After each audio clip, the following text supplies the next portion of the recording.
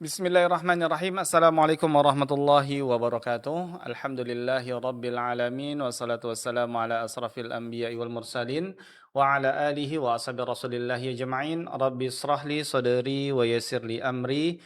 Wahlul uqadatan min lisani yafqahu qawli. Rabbi zidni ilman warzuqni fahman. Saudaraku seiman seakidah, para pendengar dan para pemirsa dimanapun antuna berada, alhamdulillah segala puji dan syukur kita ucapkan dari Allah Subhanahu wa taala atas limpahan rahmat dan karunia-Nya kepada kita semua, sehingga di kesempatan pagi yang berbahagia ini kita kembali dipertemukan oleh Allah Tabaraka wa taala, tentunya masih bersama radio kebanggaan kita semuanya, yakni Radio Hidayah FM bersama menyongsong hidayah di bawah naungan Al-Quran dan Sunnah. Salawat dan salam tak lupa bila kita ucapkan buat Nabi kita tercinta, Rasul kita yang mulia, Muhammad bin Abdullah, salawat wassalamu alaih, dan juga buat keluarganya, sahabat-sahabatnya, dan juga buat orang-orang yang mengikuti beliau hingga hari kiamat nantinya.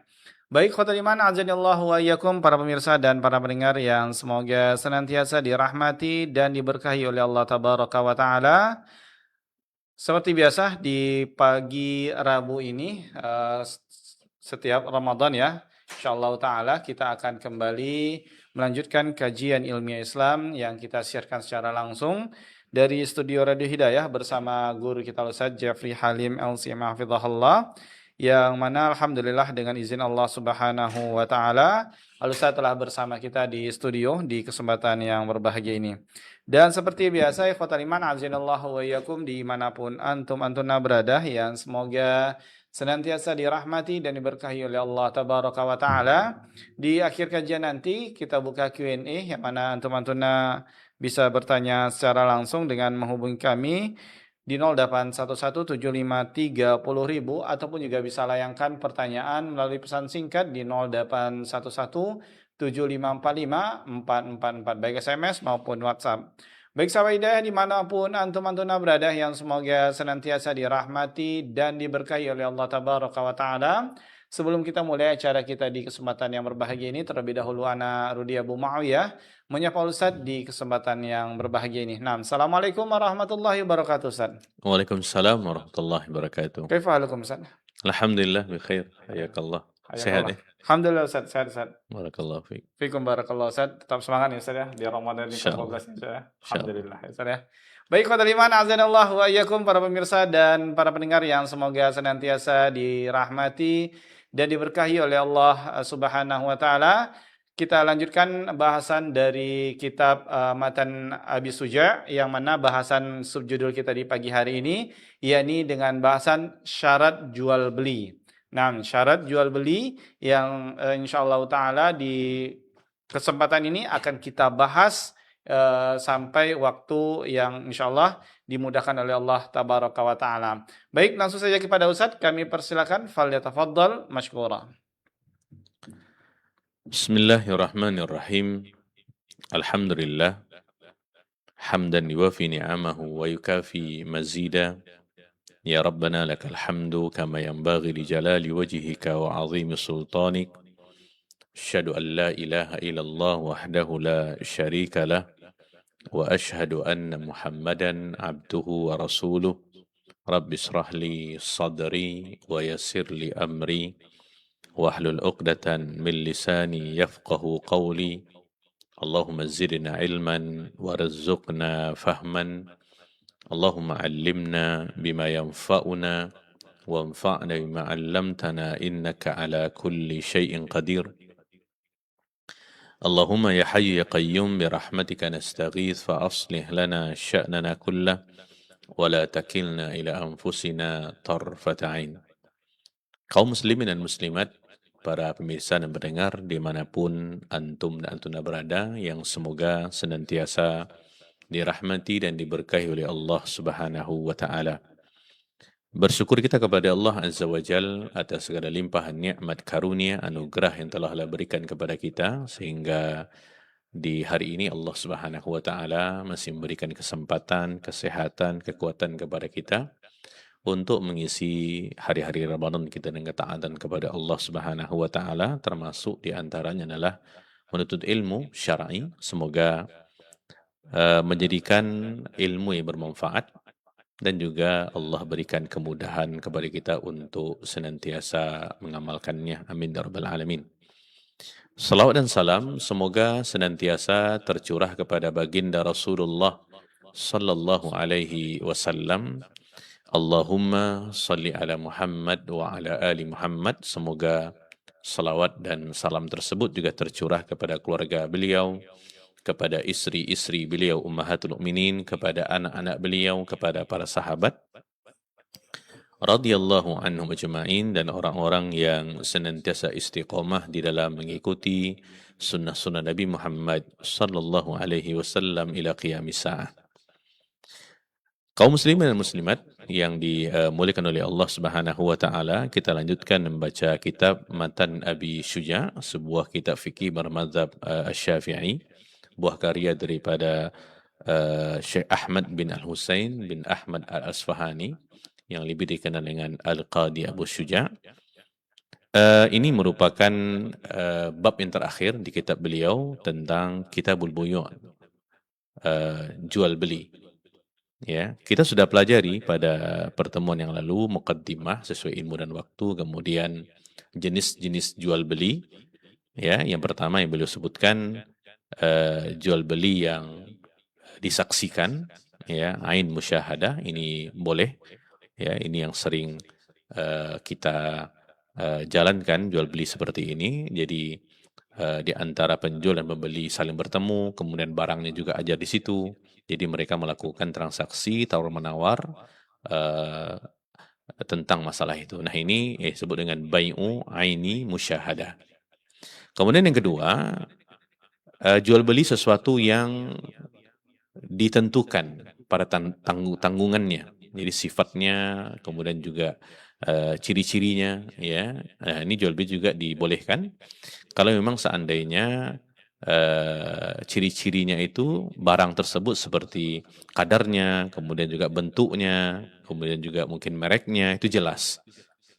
Ya, ini yang kita katakan pada pertemuan yang lalu tentang masalah jual beli as-salam atau jual beli as-salaf.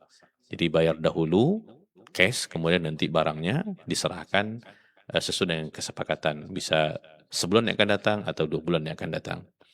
Kemudian yang ketiga, bai'u aini ghaibah. Ini menjual sesuatu yang tidak ada. Jadi barang itu tidak ada di situ. Nah, ini yang terakhir ini yang beliau katakan fala yajuz. Ini tidak boleh. Karena memang sejatinya jual beli itu tidak ada. Bagaimana mungkin seseorang akan melakukan transaksi sedangkan barang yang mereka jadikan sebagai objeknya tidak ada. Ya, ini yang dilarang. Sedangkan dua yang pertama itu dibolehkan secara syariat. Oleh karenanya para pemirsa dan pendengar yang dimuliakan Allah Subhanahu wa taala, sebenarnya kalau kita perhatikan jual beli yaitu bai' ini, ya, itu kan diambil daripada kata ba, artinya depa. Ya, salah satu bentuk daripada ukuran. Ya. Nah, dikatakan seperti itu memang ketika terjadi transaksi jual beli, kedua belah pihak pelaku transaksi dalam hal ini adalah al-ba'i, ada penjual, al-mushtari, ada pembeli, itu saling mengulurkan depanya untuk menerima dan memberikan. Jadi dia serahkan, ya, seperti itu. Ini asal katanya. Oleh karena secara syariat jual beli itu adalah saling tukar menukar harta dengan tujuan kepemilikan. Ya, saling tukar menukar harta dengan tujuan kepemilikan. Memang salah satu di antara konsekuensi jual beli adalah berpindahnya kepemilikan. Ya, yang awalnya barang itu punya penjual, setelah terjadi transaksi dan sah, ya, maka barang itu pindah kepemilikannya daripada penjual kepada pembeli. Sehingga pembeli punya wewenang untuk bisa menggunakan barang tersebut. Ya. Dan juga kalau kita perhatikan hukum jual beli ini berputar, dia sebenarnya hukum asalnya adalah mubah. Ya, ini akan berbeda-beda nanti sesuai dengan keadaannya. Bisa jadi dia haram, kalau memang seandainya tidak, bisa jadi dia wajib, kalau memang seandainya tidak tercapai kecuali dengan jual beli kemaslahatan itu. Bisa jadi nanti hukumnya haram, kalau seandainya berujung kepada hal-hal yang dimurkai oleh Allah Subhanahu wa taala. Ya, bisa jadi sunat, bisa jadi makruh. Ya, tapi hukum asalnya adalah mubah, dibolehkan. Ya, ini lebih kurang sama seperti hukum pernikahan, ya, tentang hal ini. Dia berputar di 5 itu. Baik para pemirsa dan pendengar yang dimuliakan oleh Allah Subhanahu wa taala. Nah, di pagi hari ini kita akan membahas tentang masalah syarat jual beli. Ya, syarat jual beli. Nah, di sini kalau kita perhatikan, beliau mengatakan rahimahullah syurutul ma'qudi alaih. Syarat objek yang diperjualbelikan, barang. Ya, kalau kita merunut ke belakang, sebenarnya syarat jual beli ini ada 2 dia. Yang pertama, syarat jual beli kembali kepada pelaku transaksi, di situ ada penjual dan di situ ada pembeli. Kemudian juga syarat jual beli kembali kepada barang, ma'qud. Ya, nah di sini beliau fokusnya kepada ma'qudi alaih, objek yang dijadikan sebagai transaksi. Ya, karena kan kalau kita lihat rukun daripada jual beli itu ada 3. Yang pertama adalah al-aqidan, ini al-bai' wal mushtari, penjual dengan pembeli. Rukun yang pertama. Kemudian yang kedua adalah al-ma'qud alaih, ini barang dan harga. Kemudian yang ketiga adalah serah terima, atau disebut dengan al-ijab wal qabul. Ya, ini sighahnya. Bisa jadi dengan perkataan, saya jual, saya beli, atau dengan uruf yang sudah ada. Ketika kita pergi ke supermarket, kita tidak perlu tanya harganya, karena harga sudah tertulis di situ. Kita ambil, kita bayar, tanpa ada komunikasi. Ini juga dikatakan takabut namanya. Nah, di sini para pemirsa dan pendengar yang dimuliakan Allah Subhanahu wa taala, beliau fokusnya kepada barangnya. Maka disebut dengan al-ma'qud alaih. Ya. Insya Allah nanti kalau ada sisa waktu kita akan juga menerangkan tentang masalah syarat jual beli pada pelaku transaksinya, penjual dan pembelinya. Di sini beliau mengatakan rahimahullah, wa yasihhu bai'u kulli tahirin muntafi'in bih mamluk. Ya, wa yasihhu bai'u kulli tahirin muntafi'in bih mamluk. Di sini beliau menyebutkan ada 3 syarat sahnya jual beli terkait kepada barang. Yang pertama adalah jual beli sah, ya, pada barang yang tahir, barang-barang yang suci. Ya, barang-barang yang suci. Berarti pemahamannya barang-barang yang haram itu dilarang diperjualbelikan. Ya, nanti kita akan huraikan. Kemudian yang kedua, muntafi'in bih. Barang tersebut boleh dipergunakan, boleh diambil manfaatnya secara syariat. Berarti kalau barang tersebut tidak boleh diambil manfaatnya, sekalipun secara akal, maka tidak boleh. Atau mungkin bisa jadi boleh diambil manfaatnya. Ya, cuman tidak secara syariat. Ini juga tidak boleh. Ya, ini syarat yang kedua. Barang tersebut boleh diambil manfaatnya, dipergunakan maksudnya secara syariat. Kemudian mamluk, barang ini harus menjadi hak milik ya pelaku transaksi, terutama hak milik kepada penjual. Mamluk. Dan ini merupakan syarat mutlak nih. Ya, nah termasuk ke dalam mamluk ini adalah seseorang yang diwakilkan untuk menjual suatu barang. Jadi sebenarnya dia bukan yang punya barang, tetapi yang punya barang mewakilkan kepada dia untuk menjualkan. Nah, ya, nah ini juga masuk ke dalam mamluk. Artinya wakil diberikan izin oleh yang punya barang untuk menjualkan barangnya. Ini tentu dengan kesepakatan yang sudah mereka sepakati sebelumnya. Baik para pemirsa dan pendengar yang dimuliakan oleh Allah Subhanahu wa taala. Di sini yang pertama, ya, di barang yang boleh diperjualbelikan dan sah, ya. Yang pertama adalah barang tersebut adalah barang yang suci, ya, barang yang suci. Maka tidak boleh memperjualbelikan barang-barang yang najis. Ya, maka dilarang untuk memperjualbelikan barang-barang yang najis. Ya, atau bisa jadi mutanajis, jadi barang itu kena najis dan tidak mungkin untuk disucikan. Ini juga termasuk. Jadi kalau seandainya barang itu mutanajis, kena najis tapi bisa dibersihkan, itu boleh. Tapi kalau seandainya barang tersebut kena najis, jadi asalnya dia suci, tapi terkena najis. Dan najisnya itu bisa dibersihkan, itu boleh. Tapi kalau seandainya dia terkena najis, tidak mungkin untuk dibersihkan, itu tidak boleh. Ya, maka tidak boleh memperjualbelikan, ya, seperti bangkai, ya, hewan yang sudah menjadi bangkai itu tidak boleh, karena bangkai itu adalah najis. Juga tidak boleh memperjualbelikan khamar, ya, karena khamar adalah najis, ya, ataupun sesuatu yang diharamkan, ya, termasuk di sini seperti anjing, ya, seperti babi. Nah, ini termasuk di antara barang-barang yang tidak suci, barang-barang yang najis, maka barang-barang tersebut tidak boleh untuk diperjualbelikan. Ya. Oleh karena ketika seseorang melakukan sebuah transaksi jual beli, taruhlah khamar, minuman keras, dengan berbagai bentuknya dan namanya, asalkan namanya khamar, yang dia bisa menutupi akal, karena khamar itu kan kalau kita bawakan kepada ini pembahasan kalimat, ya, khimar itu kan mukena, ya, di perempuan yang untuk menutupi. Nah, khamar itu dikatakan khamar karena dia menutupi akal seseorang, yang mana ketika seseorang mengkonsumsinya itu akan menyebabkan hilangnya akalnya, sehingga terjadilah hal-hal yang dilarang di dalam Islam. Ya. Nah, barang-barang seperti ini itu tidak boleh untuk diperjualbelikan. Ya, di dalam hadis Nabi Shallallahu Alaihi Wasallam, Nabi bersabda, muttafaqun alaih, Inna Allah wa Rasulahu, sesungguhnya Allah dan Rasulnya, harrama bai al khamri, mengharamkan untuk memperjualbelikan khamar, wal maitah, dan bangkai, wal khinzir, dan babi, wal asnam, dan patung.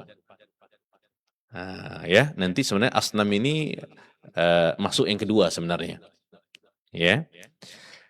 Kemudian ketika tidak boleh memperjualbelikan barang yang najis, maka juga termasuk kepada yang haramnya adalah hasil jual belinya. Jadi zat barangnya tidak boleh diperjualbelikan karena dia najis. Kemudian juga keuntungan yang didapatkan, kalaupun seandainya seseorang menjadikan sebagai objek transaksi, juga menjadi haram. Ya, karena dia sepaket itu. Ya, dalilnya adalah sabda Nabi Shallallahu Alaihi Wasallam dalam hadis Abu Dawud yang dibawa oleh Abu Hurairah radhiyallahu an, Nabi Shallallahu Alaihi Wasallam mengatakan, Innallaha harramal khamra wa thamanaha. Sesungguhnya Allah Subhanahu wa taala mengharamkan khamar dan thamanaha, hasil penjualannya. Ya, sebagai mengatakan, saya kan hanya mengambil keuntungan saja. Saya tidak menjual barangnya. Nah, itu. Ada orang seperti itu alasannya. Nah, dengan hadis ini langsung kepada poinnya. Jadi bukan hanya barangnya saja yang tidak boleh diperjualbelikan, keuntungannya juga menjadi haram. Bukan zatnya. Ya, di sini perlu dipahami, bukan zat uangnya, tapi cara mendapatkannya. Kemudian juga wa harrama al-maitata wa thamanaha. Allah juga mengharamkan bangkai dan hasil penjualannya. Nah, ini kepada para pedagang-pedagang yang suka memanipulasi data, ya. Ya, bisa jadi mungkin ayam itu tidak disembelih secara syariat, ya, atau bisa jadi sudah tidak layak untuk dijual, tapi mungkin disuntikkan sesuatu, ya, dan itu bangkai, ya. Nah, zat bangkainya haram, hasil penjualannya juga haram. Wa harramal khinzira wa thamanah. Dan Allah juga mengharamkan khinzir, ya, dan juga hasil penjualannya. Ada seseorang mengatakan, saya tidak memakannya, tapi saya hanya menjualkannya. Nah, di sini hasil penjualannya juga jatuhnya haram. Ya, ini sangat jelas gitu, karena dia sepaket. Ya. Nah, juga tidak boleh memperjualbelikan minyak yang najis atau tercampur dengan najis. Ya. Kita katakan tadi, kalau seandainya barang itu terkena najis kemudian bisa dibersihkan, itu boleh. Seperti kulit yang disama. Kulit itu kan kadang-kadang ketika kita menjual kulit hewan, ya, tercampur dengan darah. Nah, darah-darah itu kalau seandainya dia disama dalam bahasa fikihnya, dubir, ya, disama, nah bisa dibersihkan, maka itu boleh diperjualbelikan. Ya, walaupun asalnya memang dia boleh, tapi cuma terkena oleh sesuatu yang najis. Itu yang dikatakan tadi al-mutanajjis tadi. Ya, tapi kalau seandainya tidak bisa dibersihkan, ya, sehingga dia melekat, maka tidak diperbolehkan. Ya, ini kembali kepada hadis yang kita baca tadi, dan juga dalam hadis yang lainnya dengan redaksi yang berbeda, Nabi Shallallahu Alaihi Wasallam mengatakan, Inna Allah Azza wa Jal idza harrama syai'an harrama thamanah. Sesungguhnya Allah Subhanahu Wa Taala ketika telah mengharamkan sesuatu, maka Allah juga mengharamkan hasil penjualannya. Ya, hasil penjualannya. Dan juga dalam hadis yang lainnya, ya, yang disebutkan oleh Nabi Shallallahu Alaihi Wasallam tentang masalah ini. Ini hadis daripada Jabir bin Abdullah radhiyallahu anhuma. Beliau mengatakan, sesungguhnya aku mendengar Rasulullah Shallallahu Alaihi Wasallam bersabda pada tahun Fathul Makkah, ya, ketika tahun penaklukan kota Mekah. Ketika Nabi berada di kota Mekah. Nabi mengatakan, Inna Allaha wa rasulahu harrama bai'al khamri wal maitati wal khinzir wal asnam. Sesungguhnya Allah Subhanahu wa Ta'ala dan Rasulnya mengharamkan jual beli khamar, bangkai, khinzir, babi, wal asnam, dan juga berhala, patung. Faqil ditanyakan kepada Rasulullah, ya Rasulullah, ara'aita syuhumal maitati fa innahu yutla bihas sufunu wa yudhanu bihal julud wa yustasbihu bihan nas. Nah, ya. Ketika Nabi mengatakan itu, ada yang bertanya, wahai Rasulullah, bagaimana menurutmu tentang lemak bangkai? Ya, syuhum itu lemak bangkai. Karena kata yang bertanya ini, fa innaha, karena lemak itu yutlah bihas sufun, bisa untuk mengecat perahu. Wa yudhanu bihal julud, ya, dan bisa juga untuk menyamak kulit. Ya. Wa yastasbihu bihan nas, dan juga bisa dijadikan sebagai minyak untuk penerang pelita. Ya, digunakan oleh orang untuk itu. Maka Nabi Shallallahu Alaihi Wasallam dengan tegas mengatakan, la huwa haram, tidak, hukumnya haram. Semakala Rasulullah Shallallahu Alaihi Wasallam, kemudian Rasulullah Shallallahu Alaihi Wasallam mengatakan, inda dzalik, ketika itu, qatalallahu liyahuda, semoga Allah Subhanahu wa Ta'ala membinasakan orang-orang Yahud. Inna Allah harrama alaihimus syuhum fa'ajmilu summa ba'u fa'akalu thamanah. Sesungguhnya Allah Subhanahu wa Ta'ala ketika mengharamkan atas mereka lemak bangkai, mereka mencairkannya. Ya. Summa ba'u, kemudian mereka menjualnya. Fa'akalu thamanah. Maka mereka memakan hasil penjualannya. Ini hadis secara tekstualnya menunjukkan kepada kita tentang haramnya barang-barang seperti itu. Ini hadis muttafaqun alaih. Di hadis yang lainnya juga Nabi Shallallahu Alaihi Wasallam mengatakan, ini hadis daripada Abdullah bin Mas'ud radhiyallahu an.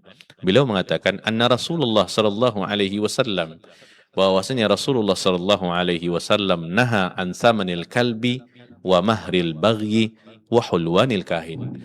Rasulullah Shallallahu Alaihi Wasallam melarang hasil penjualan anjing, hasil penjualannya, ya. Kemudian juga penghasilan pelacur, wa mahril baghi, kemudian juga hulwanil kahin, upah daripada perdukunan. Ya, ini yang harus kita pahami. Ini hadis muttafaqun alaih.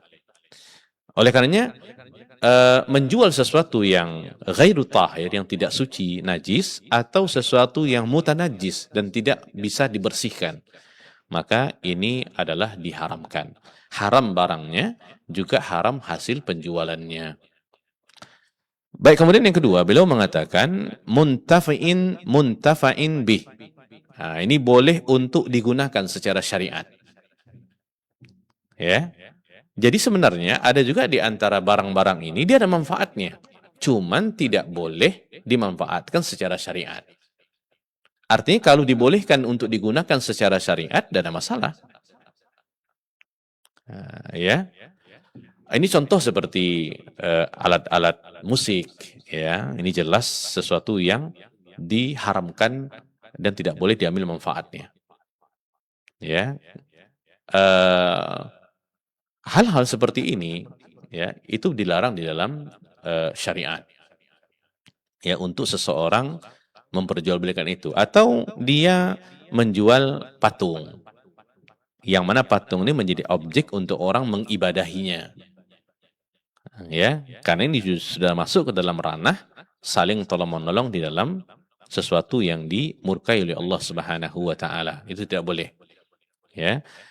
Oleh karenanya para pemirsa dan pendengar yang dimuliakan oleh Allah Subhanahu wa taala, dalam hal ini sebagai seorang pedagang, ya, apapun namanya, kita harus memperhatikan setiap barang yang kita jual. Ya, setiap barang yang kita jual. Pastikan barang-barang yang kita jual itu adalah barang-barang yang memang boleh diambil manfaatnya secara syariat. Alat musik jelas tidak boleh.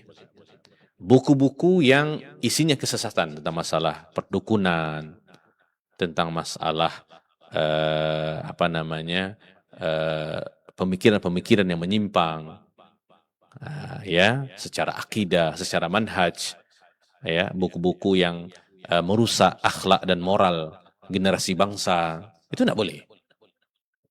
Ya, ini kalau kita punya toko buku nih, atau kita menjual secara personal, online atau offline gitu, pastikan buku-buku yang kita jual adalah buku-buku yang bermanfaat. Nah, manfaatnya ini bukan sesuai dengan hawa nafsu kita, tapi syariat membolehkannya. Karena buku-buku yang seperti kita katakan tadi, seperti tentang masalah sihir, perdukunan, ya, dan juga tentang masalah buku-buku yang merusak generasi bangsa, ya, yang isinya adalah kesesatan, bagaimana supaya jauh daripada agama, ini tidak ada manfaatnya. Nah, kalau kita menjualkan atau kita mungkin na'udzubillah menjadi distributornya, itu bahaya. Nah, ya, kenapa demikian? Mungkin orang mengatakan ini ada manfaatnya, betul. Tetapi manfaatnya yang ditimbang adalah secara syariat. Ya, sebagian orang mungkin mengatasnamakan seni, ya. Ya, tetapi setiap sesuatu itu harus kita lihat sesuai dengan kacamata syariat. Ya, artinya selama syariat membolehkan, jalan, tidak ada masalah. Dan sebenarnya kalau kita perhatikan secara umum hukum jual beli itu mubah dia. Ya. Dan hukum setiap sesuatu dalam muamalah maliyah ini dia sebenarnya mubah. Hanya segelintir kecil yang dilarang. Ya, cuman syariat membuat rambu-rambu seperti ini memastikan benar-benar manfaatnya itu ada. Oleh karena kalau tidak bermanfaat, maka kita tidak boleh untuk melakukan apapun terhadap barang-barang tersebut. Ya. Nah, seseorang yang mungkin punya alat musik, ya, mungkin sebelum dia bertaubat dia punya, kemudian dia kata, boleh nak saya jual nih? Jawaban tidak boleh. Ya, karena jelas zat barangnya tidak boleh diambil manfaatnya, tidak boleh diperjualbelikan, dan hasil penjualannya juga menjadi haram. Karena di hadis yang sudah kita baca tadi, ketika Allah Subhanahu wa taala mengharamkan sesuatu, Allah juga mengharamkan hasil penjualannya. Nah, ini penting. Jangan sampai kita punya saham untuk perbuatan yang dimurkai oleh Allah Subhanahu wa taala. Ya, bisa jadi kita bukan pelakunya, tapi kita punya kontribusi di situ. Nah, ini harus berhati-hati. Makanya sering kita katakan dalam masalah fikih muamalah ini, terutama maliyah, seorang pedagang muslim, dia mindsetnya bukan hanya masalah untung rugi saja, tidak, tapi bagaimana dia bisa meraih ridhonya Allah Subhanahu wa taala dalam berjual beli. Dia bisa, bagaimana dia bisa membantu saudaranya, bagaimana dia bisa menjalankan syariat agamanya, bagaimana dia bisa berdakwah kepada orang tentang jual beli ini. Kan ini adalah mata pencarian yang halal. Dan dibolehkan. Allah sudah mengatakan, wa ahallallahu al-bai'a wa harramar riba. Oleh karena kita harus Yang kita utamakan adalah ridhonya Allah Subhanahu wa taala. Yang mana ketika kita melakukan sesuatu yang diridhoi Allah Subhanahu wa taala, maka Allah akan berkahi jual beli kita. Nah, ini penting para pemirsa dan pendengar yang dimuliakan Allah Subhanahu wa taala tentang masalah ini. Jadi, pastikan dia memang sesuatu yang boleh dipergunakan secara syariat. Kita menjual mobil, kita menjual sepatu, kita menjual apapun, boleh, tidak ada masalah. Tapi kalau seandainya manfaatnya tidak boleh diambil secara syariat, sudah jelas ya. Nah, contoh kita boleh menjual mungkin kita katakan seperti senjata tajam, seperti mungkin pisau ini. Kalau digunakan pada halnya, tidak ada masalah. Ya, untuk kegunaannya gitu. Tapi kalau ada orang datang ke toko kita menjual pecah belah, contoh saya mau pisau, beli pisau membunuh seseorang, itu jelas tidak boleh untuk kita teruskan jual belinya. Ya, jadi disinilah pentingnya untuk kita mempelajari itu. Ya, jadi pastikan barang itu adalah sesuatu yang muntafi'in bihi, boleh diambil manfaatnya secara syariat. Ya, bukan boleh diambil manfaatnya secara akal. Jangan. Jadi ukurannya syariat, standarnya. Selama boleh, lakukan. Ya, kalau kita punya keahlian, contohnya, mungkin kita punya keahlian membuat sesuatu yang indah, pahat memahat atau apapun gitu. Jangan buat sesuatu yang dijadikan objek untuk orang mengibadahinya. Ya, itu hanya akan menambah saham dosa kita, walaupun kita bukan pelaku utamanya. Ini penting untuk kita pahami. Baik, kemudian yang terakhir di sini mamluk. Nah, ini jual beli barang yang kita miliki. Ya, tidak boleh seseorang menjual ya sesuatu yang dia tidak miliki. Ya, ini sesuatu yang dilarang di dalam agama kita. Nah, di sini di dalam hadis Nabi Shallallahu Alaihi Wasallam mengatakan, la tabi' ma laysa indak. Jangan engkau jual sesuatu yang bukan milikmu.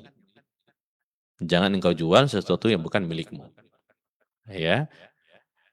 Di sini mamluk ini juga masuk ke larangannya adalah wakil tadi. Ya, karena jual beli adalah sesuatu transaksi yang boleh diwakilkan. Ya, sesuatu jual beli yang boleh sesuatu transaksi yang boleh diwakilkan. Ya, menerima wakalah namanya. Jadi kalaupun seandainya si B dia ditunjuk wakil oleh si A, maka sekalipun barang itu bukan punya dia tetap boleh menjualkannya karena jatuhnya adalah izin daripada yang punya. Ya, tapi kalau seandainya barang itu bukan punya kita, apalagi kalau seandainya barang-barang yang kita pinjam, kemudian kita jual, itu tidak sah jual belinya. Ya. Nah, di sini para pemirsa dan pendengar yang dimuliakan oleh Allah Subhanahu wa taala, termasuk di sini tentang menjual sesuatu yang tidak kita miliki ini, kalau kita perhatikan ya di konsep jual beli online zaman sekarang ya. Ada si A, dia buka lapak di internet gitu. Jadi dia tunjukkan barang-barangnya, kemudian ada gambar-gambarnya. Ya, sebenarnya gambar-gambar itu hanya sebatas katalog saja. Dia belum punya barang itu. Oke, kemudian datang si B, dia membeli. Dia buka itu, dia lihat, oh dia suka ini, tas ini. Kemudian dia mengatakan kepada si A, saya beli ini. Ya. Kemudian si A mengatakan, iya saya jual.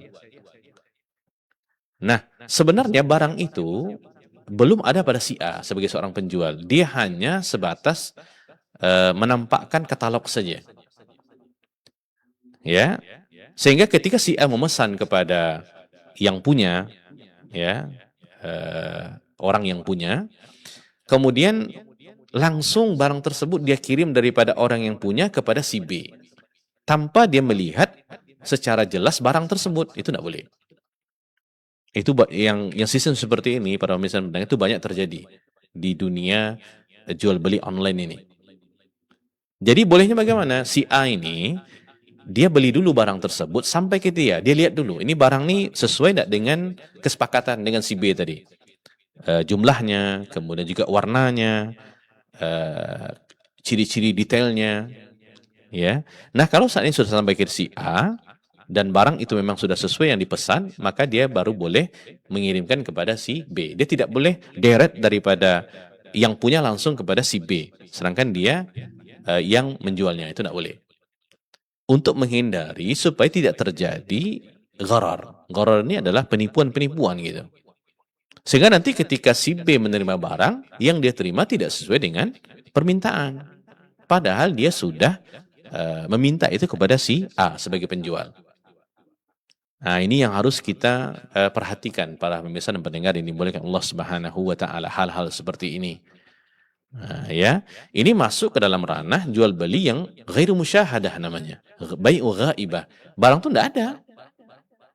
Tapi kalau disebutkan jenis-jenisnya, kemudian juga nanti barang itu dibeli oleh si A dulu, karena si A membeli barang itu tentu sesuai dengan permintaan daripada si B. Dari segala aspek apapun barang itu, warnanya, jumlahnya, semuanya gitu. Ya, dia tidak boleh direct langsung daripada yang menjual langsung kepada si pembeli. Sedangkan dia adalah orang yang menjualkan. Jadi dia harus punya barang dulu dengan dia gitu. Ya, karena mungkin sebagian menganggap lebih simpel seperti itu. Ini bukan masalah simpel atau tidak simpel, tetapi bagaimana supaya kita menjalankan syariatnya Allah Subhanahu wa taala. Nah, di sini para pemirsa dan pendengar yang dimuliakan Allah Subhanahu wa taala, ya, ini 3 syarat jual beli yang terkait dengan barang. Yang pertama tadi adalah barangnya mesti suci, tidak boleh yang najis, ya. Kemudian yang kedua, barang-barang yang boleh diambil manfaatnya secara syariat. Berarti kalau tidak boleh, maka dilarang, hukumnya haram. Ini termasuk ya rokok, memperjualbelikan rokok. Nah, ini pedagang-pedagang yang memperjualbelikan rokok, ya, itu adalah yang dilarang. Nah, hasil penjualannya juga sama. Ya, dengan kaidah hadis yang sudah kita sampaikan tadi. Ketika Allah Subhanahu wa taala mengharamkan sesuatu, maka Allah juga mengharamkan hasil penjualannya. Ya, dan seperti yang pernah kita sampaikan, alhamdulillah MUI sudah mengeluarkan fatwa tidak bolehnya itu dan haramnya hukumnya. Ya. Kemudian juga mamluk, dia harus barang yang dimiliki oleh yang punya, tidak boleh barang yang tidak dimilikinya. Ya, seperti seseorang mungkin mengatakan kepada si B, saya jual nih burung yang ada di udara nih. Nah, itu tidak boleh. Macam mana dia menjual itu? Atau saya jual nih mobil yang ada di showroom, itu tidak punya dia. Ya, ini jelas sesuatu yang tidak boleh. Baik para pemirsa dan pendengar yang dimuliakan oleh Allah Subhanahu wa taala. Kemudian kita melangkah sedikit ya, yang tidak beliau sebutkan sini tentang masalah syarat jual beli kepada pelaku transaksi al-aqidan, penjual dan pembeli. Ya. Di sini yang pertama, syaratnya adalah kedua-duanya harus sama-sama ridho. Tidak ada unsur paksaan di situ. Jika salah satu di antara pelaku transaksi terpaksa, maka jual beli tidak sah. Kalau penjual terpaksa menjual dan pembeli terpaksa membeli, maka hukumnya tidak sah. Landasan hukumnya Allah Subhanahu wa taala berfirman dalam Al-Qur'an dalam surah An-Nisa ayat yang ke-29, Allah mengatakan, ya ayyuhalladzina amanu la ta'kulu amwalakum bainakum bil batil illa an takuna tijaratan an taradim minkum. Hai orang-orang beriman, janganlah kamu saling memakan harta sesamamu dengan jalan yang batil, kecuali dengan jalan perniagaan yang berlaku dengan suka sama suka di antara kamu. Ini dikatakan taradi tadi. Dalam hadis Nabi SAW bersabda, innamal bai'u antaradi. Jual beli itu hanya bisa didasari dengan keredoan masing-masing. Ini jual beli para pemirsa. Nah, ya, ini bukan riba. Ya, sebagian mengatakan itu riba, Ustaz, saya redo, gitu kan. Beda, riba bukan jual beli. Ya, yang syaratnya redo itu adalah jual beli. Berarti kalau selain jual beli, tidak berlaku syarat ini. Nah, gitu ya. Karena di sini kalau kita perhatikan, banyak juga orang yang beralasan seperti itu gitu. Karena mereka menganggap riba itu jual beli, bukan. Ya, kalau riba itu akadnya hutang piutang. Beda. Ya, itu qarat namanya. Ya, jadi ketika akad berbeda, maka juga syarat akan berbeda. Ketentuan juga akan berbeda. Jangan campur aduk di antara syarat ini dengan syarat itu. Ya. Baik, kemudian yang kedua, pelaku transaksi penjual dan pembeli adalah orang yang punya wewenang, ya, untuk melakukan transaksi itu. Dia ahlan litasarruf, kalau dalam istilah fikihnya. Dia punya kelayakan untuk melakukan terhadap apapun kepada barang tersebut, mau dia jual, mau dia hibahkan, dan dia tahu konsekuensi daripada itu. Ya, makanya jual beli orang yang pandir, orang yang idiot, anak kecil, orang yang tertutup akalnya itu tidak boleh. Ya, sebegitunya syariat menjaga gitu. Karena nanti kalau seandainya jual beli orang-orang yang seperti ini dibolehkan, maka akan banyak nanti orang-orang yang mengambil kesempatan dalam kesempitan. Oh, itu anak kecil yang menjual tuh. Sedangkan dia tidak paham tentang masalah konsekuensinya. Beda kalau seandainya dia seorang anak kecil yang mumayyiz, yang sudah bisa membedakan. Maka dalam hal seperti ini, yang mengambil peranan adalah walinya. Ya, wali daripada orang-orang tadi. Safih, ini orang yang pandir, atau dhaif, orang yang lemah, akalnya idiot, atau sagir, ini anak yang kecil. Apalagi orang gila.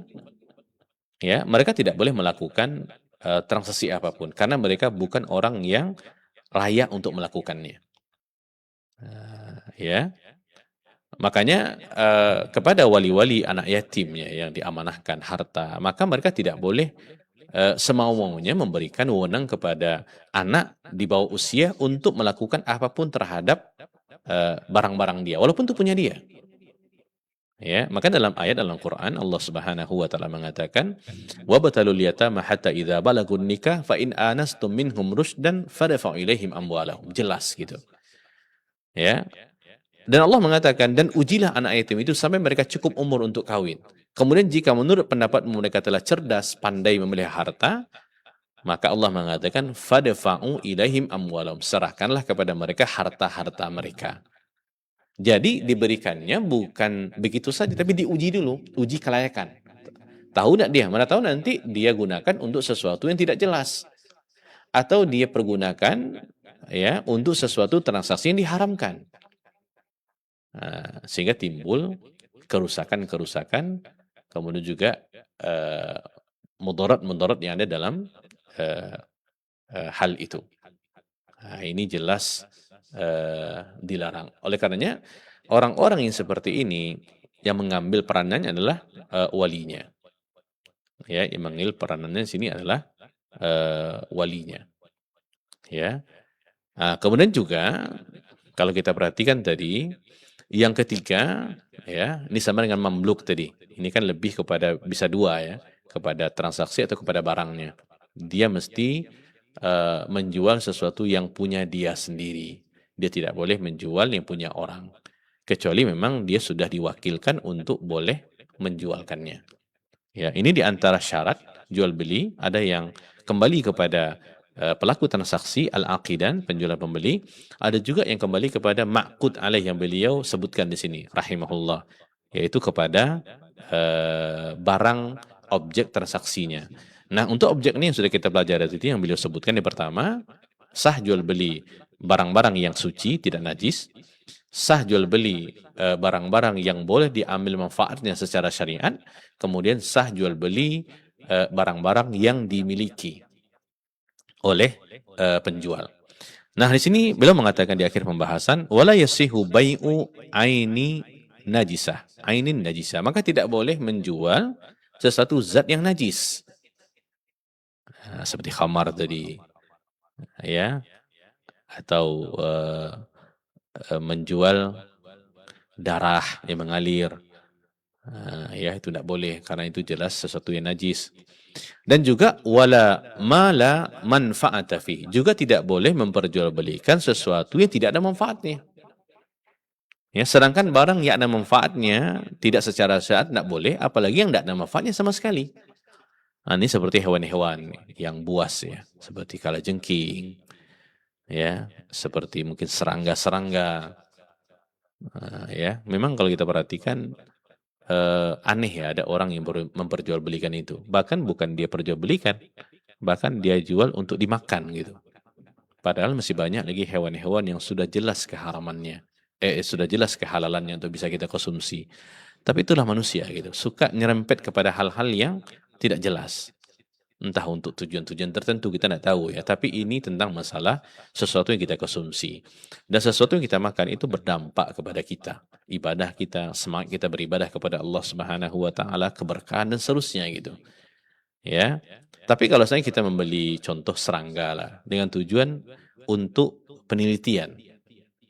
Nah, itu dibolehkan untuk lil abhath, untuk melihat sejauh mana mungkin racun-racun yang ada, bagaimana cara menanggulanginya, apa tip-tipnya, itu tidak ada masalah untuk dia jual, untuk dibeli maksudnya. Ya, tapi yang lainnya itu tidak boleh. Termasuk yang tidak boleh itu adalah memperjualbelikan kucing, itu juga tidak boleh. Ya, karena memang disebutkan hadis Nabi Shallallahu Alaihi Wasallam tentang masalah itu. Jadi kalau kita punya kucing itu dihibahkan saja, kita tidak boleh memperjualbelikannya, ya, karena memang diharamkan untuk kita memakannya. Nah, hal-hal seperti ini para pemirsa dan pendengar yang dimuliakan Allah Subhanahu Wa Taala perlu untuk kita ketahui, ya, agar kita lebih waspada, ya, terkait tentang masalah-masalah seperti ini, karena seiring dengan berkembangnya zaman, banyak inovasi-inovasi baru yang dibuat oleh orang-orang terkait masalah jual beli ini, tetapi Nabi Shallallahu Alaihi Wasallam sudah meletakkan pondasinya. Ya, nah pondasi inilah yang perlu kita pegang. Yang mana kalau seandainya tidak ada pondasi satu saja di antara hal-hal ini, maka bisa dipastikan ini jual beli yang dilarang. Ya, karena seperti kita katakan tadi, jual beli yang dilarang itu sangat-sangat terbatas bentuknya. Selama itu mendatangkan kemaslahatan, ya salah satu di antara yang mendatangkan kemaslahatan adalah jual beli yang diperbolehkan. Karena seseorang dia punya uang, dia tidak punya barang. Seseorang punya barang, tidak punya uang. Sehingga mereka saling bertukar manfaat tentang itu. Nah, ini salah satunya bisa tercapai dengan jual beli yang mereka lakukan. Jadi tujuannya adalah untuk meraih ridhonya Allah Subhanahu wa taala. Bagaimana dia bisa membantu ya saudara-saudaranya di dalam melakukan ketaatan kepada Allah Subhanahu wa taala. Ini sesuatu yang sangat penting untuk dipahami agar kita bisa melihat sejauh mana keharaman, kehalalan, ya, sehingga kita bisa melakukannya. Kalau dia adalah sesuatu yang dihalalkan, diperbolehkan, nah ini pada asalnya seperti itu. Atau sesuatu itu adalah yang diharamkan sehingga kita bisa menjauhkan diri kita dengan transaksi-transaksi yang seperti itu. Mungkin ini untuk materi di pagi hari ini menjelang siang, semoga bermanfaat. Yang kita katakan ini adalah, yang kita sampaikan adalah pengulangan-pengulangan daripada apa yang sudah kita pelajari sebelumnya untuk lebih mengokohkan pengetahuan dan membuat kita lebih yakin di dalam mengamalkannya. Mungkin demikian. Wallahu a'lam wa a'lam bis-shawab. Nah, demikian ikhwatal iman azinallahu wa iyyakum para pemirsa dan para pendengar yang semoga senantiasa dirahmati dan diberkahi oleh Allah tabaraka wa taala. Demikian telah kita simak bersama pemaparan materi yang telah disampaikan oleh Ustaz di kesempatan yang berbahagia ini. Mudah-mudahan bermanfaat tentunya bagi kita semuanya. Baik ikhwatal iman azinallahu wa iyyakum para pemirsa dan para pendengar yang semoga senantiasa dirahmati dan diberkahi oleh Allah tabaraka wa taala. Di sisa waktu yang ada, kita buka Q&A bagi sahabat hidayah yang ingin bertanya secara langsung di 08117530.000 ataupun juga bisa layangkan pertanyaan melalui pesan singkat di 081175454444. Baik, ikhwatal iman azanallahu wa iyyakum dimanapun antum-antuna berada. Ya, kita berikan kesempatan perdana bagi sahabat hidayah yang ingin bertanya secara langsung, baik sesuai materi kita, yakni syarat jual beli, ataupun juga di luar pertanyaan tema kita di pagi menjelang siang yang berbahagia ini.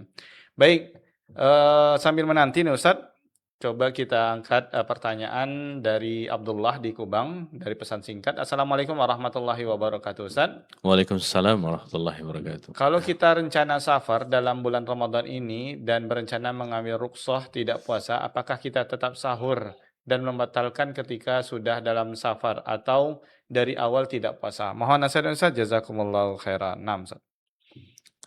Baik, terima kasih kepada saudara Abdullah ya. Semoga Allah menjaga beliau dan kita semua. Yang pertama, orang yang musafir ya, itu termasuk daripada ashabul a'dzar, orang-orang yang diberikan keringanan, yang ada uzur untuk tidak berpuasa. Ya, maka Allah Subhanahu wa taala mengatakan faman kana minkum maridun aw ala safarin fa'iddatun min ayyamin ukhra, mengganti di hari-hari yang lainnya. Ya, ini yang pertama. Ya. Kemudian yang kedua, tentang masalah dia berpuasa atau tidak berpuasa, ya, ini dikembalikan kepada kondisi masing-masing yang musafir. Ya, artinya kalau seandainya ketika musafir dia merasakan kenyamanan, dia mampu untuk berpuasa, fisiknya memungkinkan, dia bisa melakukan banyak kebaikan-kebaikan ketika dia puasa dalam keadaan safar, maka puasa lebih baik bagi dia. Ya, karena memang ketika dia berpuasa tentu lebih melepaskan tanggung jawabnya karena dia tidak perlu untuk mengqadha'nya. Tapi kalau seandainya dia merasa tidak mampu untuk melakukannya, ya, dia tidak mampu untuk melakukannya karena mungkin keterbatasan fisik, transportasi yang mungkin cukup berat, medan yang sangat berat sehingga mungkin dia merasakan tidak akan mampu, maka tidak berpuasa lebih baik.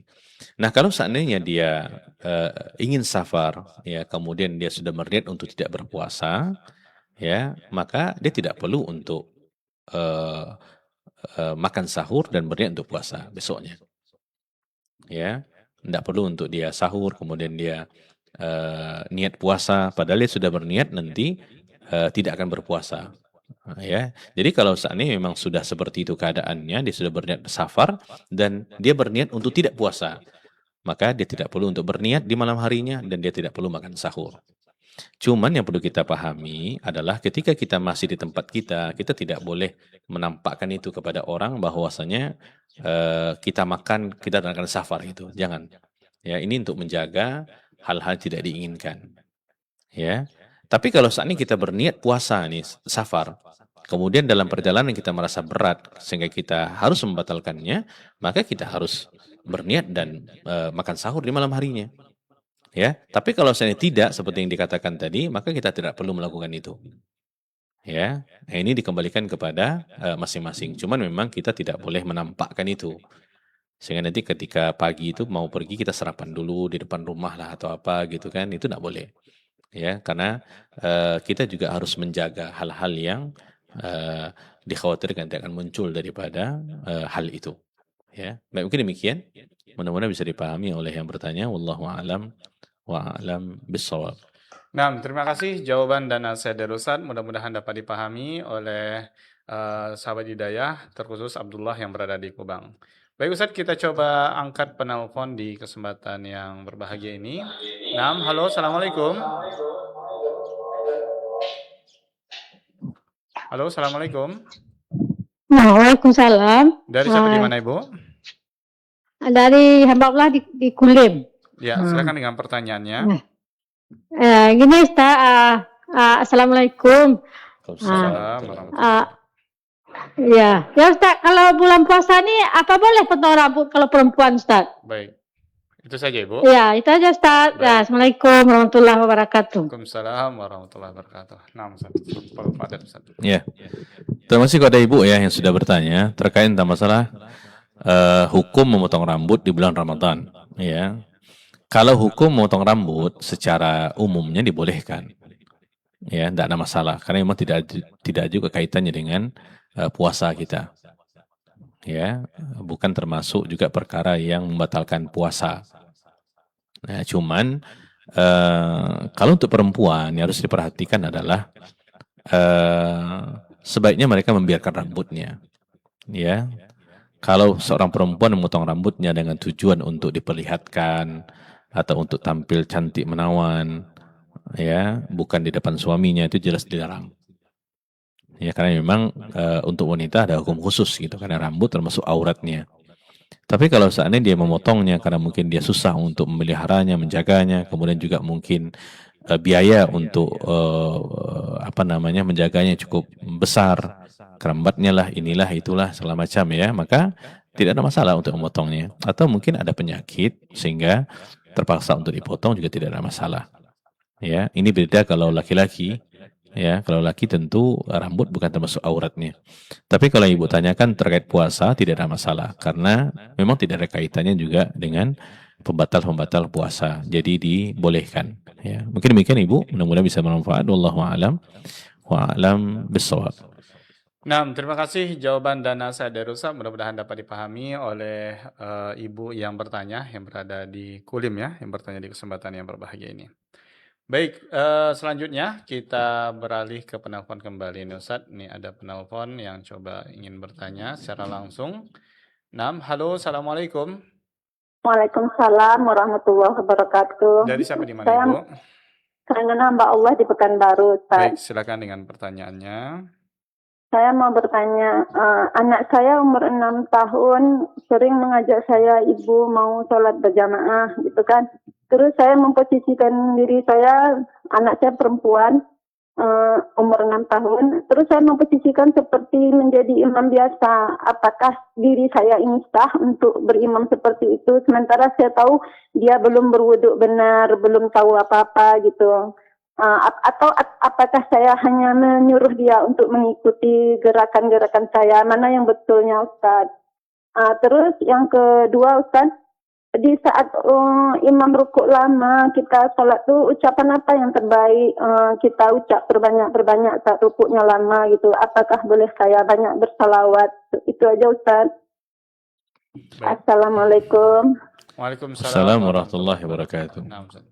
Baik, terima kasih kepada ibu di kota Pekanbaru yang sudah bertanya ya kepada kita pada pagi hari ini. Semoga Allah Subhanahu wa taala menjaga beliau dan kita semua. Baik, yang pertama tadi tentang ibu sholat ya atas permintaan anak karena dia ingin sholat berjamaah ya, kemudian ibu menuruti itu dengan menjadi imam. Ya, pertanyaan apakah memang harus sebenarnya atau memang kita buat walaupun dia mungkin belum lagi sempurna dan paham tentang kaidah-kaidahnya. Yang kita sampaikan, Bu, ya, kewajiban orang tua adalah mendidik anak untuk supaya mereka bisa sholat. Bahkan ini merupakan perintah daripada Nabi Shallallahu Alaihi Wasallam yang Nabi katakan muru awladakum bis shalah idza balaghu sab'an, perintahkan anak untuk sholat ketika umurnya 7 tahun. Ya, nah di situ pemahamannya daripada para ulama berarti sebelum 7 tahun dia disuruh, dia sudah diajarkan dulu. Tidak mungkin seseorang disuruh tanpa diberikan penjelasan tentang apa yang akan disuruh. Nah, ibu yang lakukan itu sudah benar. Ya, jadi kita berusaha supaya dia bisa sholat. Tujuan kita karena dia seorang wanita, bagaimana dia bisa mengagungkan ibadah sholat itu. Ya, tidak ada masalah apakah dia memang sholat secara benar dengan sesuai kaidah-kaidahnya atau dia hanya ikut-ikutan saja. Tidak ada masalah. Yang terpenting dia bisa melihat orang tuanya sholat itu sudah merupakan sebuah keteladanan yang luar biasa. Dan itu akan terpatri di jiwanya. Ternyata nanti ketika dia sudah 7 tahun, 8 dan seterusnya, orang tuanya menyuruh, ya, kita tidak perlu lagi repot-repot untuk melakukan hal itu karena kita sudah ajarkan kepada dia dan kita juga sudah memberikan keteladanan kepada anak-anak kita. Ya, yang kita pahami selama ini pendidikan dengan cara keteladanan itu lebih melekat di anak berbanding kita hanya sebatas penyampaian-penyampaian saja, apalagi di usia 6 tahun itu. Ya, jadi nanti tidak ada masalah dia sholat dengan sebenarnya atau dia sholat main-main, ya. Tentu kita berikan pemahaman kepada dia. Ini sholat ibadah, kita sedang menghadap Allah Subhanahu wa taala, kita berdiri hadapan Allah Subhanahu wa taala, berdiri dalam keadaan hina, berdiri dalam keadaan merendahkan hati dan jiwa karena kita seorang hamba. Maka kita tidak boleh ini, tidak boleh itu, tidak boleh main-main. Ya. Kita berikan sesuai dengan usianya. Lambat laun dia akan memahaminya. Dan itu merupakan cara kita mendidik anak. Dan mendidik anak itu ibadah. Ibu akan diberikan pahala oleh Allah Subhanahu wa taala tentang masalah itu. Ya, maka terus lakukan sesuai dengan kemampuan dan waktu yang ada. Makanya juga laki-laki, ya, kami laki-laki ini kan dikatakan Nabi sallallahu alaihi wasallam sholat sunat itu kan afdolnya di rumah ya. Ya. Nah, di rumah. Nah, di antara hikmahnya disebutkan para ulama, kenapa sholat sunat itu afdolnya di rumah, selain daripada jauh daripada riya, sum'ah dan seterusnya, juga memberikan pelajaran kepada keluarga bahwasanya oh ini ayahnya sholat. Ya, anak-anak melihat, dan kadang-kadang kalau kita perhatikan mereka mengikuti gerakan-gerakan kita. Anak usia 3-4 tahun kita sujud, dia pun sujud gitu ya, dengan ala-alanya dia, ya, dengan segala macam tingkah lakunya, dan dia sudah memahami itu sesuai dengan usianya. Nah, itu saya katakan ini adalah hikmahnya gitu, apalagi seorang ibu memberikan pembelajaran itu kepada anaknya. Ini alhamdulillah anak ibu yang minta gitu. Ya, nah, jadi tidak ada masalah dia sholat sebenarnya atau dia main-main, cuma kita perlu memberikan pemahaman. Ini tamrin untuk dia. Tamrin itu adalah latihan untuk membiasakan dia melaksanakan sholat. Nanti di usia 7 tahun kita sudah harus menyuruhnya. Makanya orang tua ketika menyuruh anak harus diajarkan dulu. Kita tidak boleh menyandarkan itu kepada sekolah-sekolahnya, sekalipun itu sekolah agama ya. Saya mengatakan, oh saya sudah sekolahkan anak saya, tapi kok enggak ini juga gitu ya. Karena memang pendidikan terbaik itu anak itu di orang tuanya. Baik, kemudian yang kedua tentang masalah bacaan ruku ya. Ketika imam panjang di rukunya, sebenarnya bacaan ruku ini sangat banyak disebutkan hadis Nabi SAW. Ya, kalau kita buka buku Kaifiyatus Shalah yang ditulis oleh Syalbani rahimahullah, minat takbir ila taslim itu ada 7-8 bacaan. Kalau ibu punya bukunya boleh dibuka gitu. Yang tidak boleh ketika kita ruku itu adalah jelas membaca Al-Quran. Nah, kalau salawat itu tidak ada tuntunannya. Ya, jadi kan wajibnya kita baca Subhana Rabbiyal Azimi 3 kali. Kalau kita mau pakai wa bihamdih juga boleh. Atau bacaan-bacaan yang lainnya. Ya, kalau salawat memang tidak ada tuntunannya.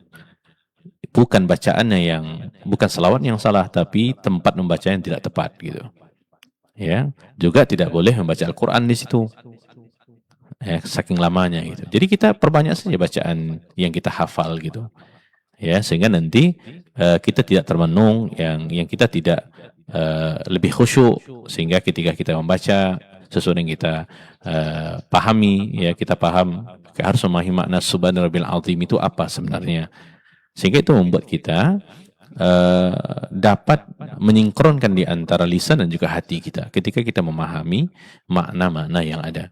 Mungkin demikian Ibu yang dapat saya sampaikan, mudah-mudahan bermanfaat. Wallahu a'lam wa a'lam bis-shawab. Nah, terima kasih jawaban dan nasihat dari Ustaz. Mudah-mudahan dapat dipahami oleh Ibu hamba Allah yang berada di Pekanbaru yang bertanya di kesempatan yang berbahagia ini. Baik, kita beralih ke pesan singkat kembali. Ustaz, Assalamualaikum dari hamba Allah di Padang, Ustaz. Ya, izin bertanya Ustaz tentang hukum iktikaf di Ramadan 10 terakhir di masjid.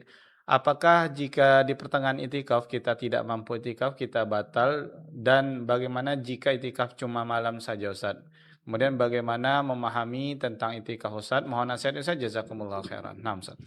Baik, terima kasih kepada yang bertanya. Semoga Allah jaga beliau dan kita semuanya.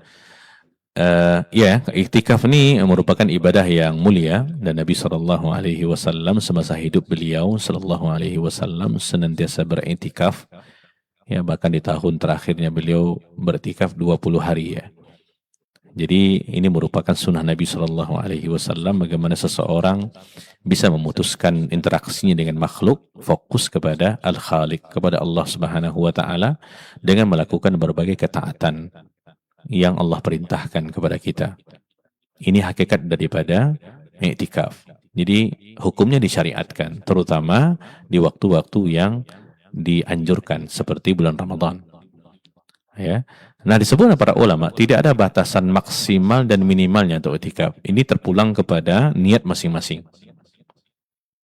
Ya, kalau kita berniat 10 hari contohnya untuk iktikaf secara sempurna, kemudian di tengah jalan sesuatu terjadi sehingga kita tidak bisa untuk meneruskannya, tidak ada masalah.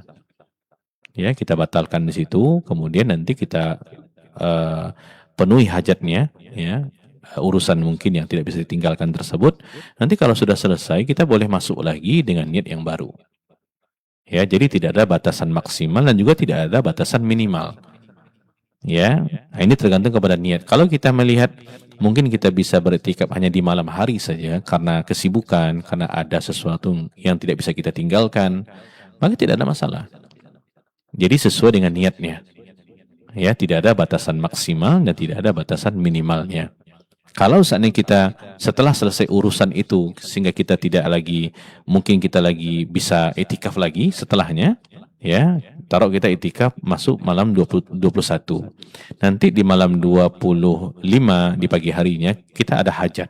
Tidak bisa ditinggalkan, emergensi memang. Maka kita keluar, kita batalkan. Ya, nanti setelahnya kalau kita sudah selesai, mungkin di sorenya kita boleh masuk lagi dengan niat yang baru.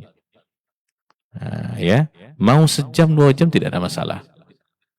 Karena itu waktu yang berharga untuk kita bisa fokus kepada Allah Subhanahu wa Ta'ala. Cuman memang terus terang ya, saya sampaikan gambaran itikaf yang sebenarnya itu memang sudah susah untuk kita dapatkan di zaman sekarang ini daripada orang-orang yang melakukannya. Karena kita tetap di masjid sebenarnya, cuman aktivitas kita sudah beda. Jasad kita di masjid, tapi pikiran kita keluar, kita pegang HP, mungkin anak-anak kita main game, dia tetap di masjid itu. Ini jelas bukan itikaf namanya, itu main-main. Ya, makanya ketika itikaf itu dia qat'u al-alaiq. Disebutkan Ibnu Qayyim rahimahullah, Ibnu Rajab al-Hambali. Ya, qat'ul al-alaiq, memutuskan interaksi dengan makhluk. Sehingga kita bisa fokus kepada Allah Subhanahu wa Ta'ala. Kalimat fokus kepada Allah itu maksudnya ibadah. Ya, salatnya, puasanya, zikirnya, ya, bacaan Qur'annya, ta'limnya, itu semua itu.